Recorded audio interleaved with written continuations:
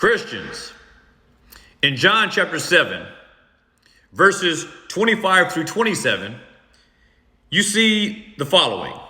Now some of them from Jerusalem said, "Is this not he whom they seek to kill?" Meaning Christ.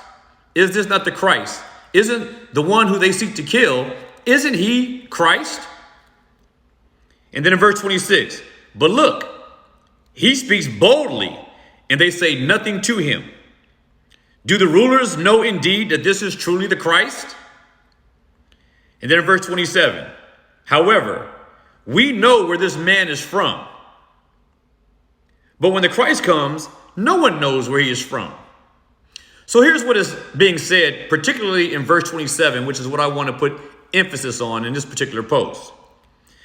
They are saying here in verse 27 that we know that Christ, when he comes, the Messiah, when he comes, he will come of supernatural origin. He will have a supernatural origin.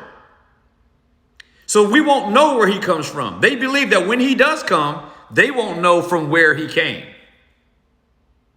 And they argue at the beginning of verse 27 by saying, "However, we know where this man is from." So their argument is this: since we know that when the Messiah comes, we won't know where he comes from, and since we know where this man is from, then therefore he can't be the Messiah because we know where he comes from. And yet, Christ taught that when he explained to them that he came from his Father, they refused to believe that. So their own words here condemn them because they don't know where he comes from, and they refuse to accept where he comes from when he said where he came from, which was from his Father. And making himself out to be the Son of God, and they picked up stones to want to kill him for saying this. So they missed the whole point. They couldn't reconcile that this Messiah could be in human flesh, supernaturally born.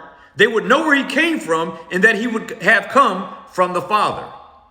They couldn't put all these pieces together, and it is for this that they would receive their condemnation. We know where Christ is from. He comes forth from his Father because he is the Son of God. Be provoked, be persuaded.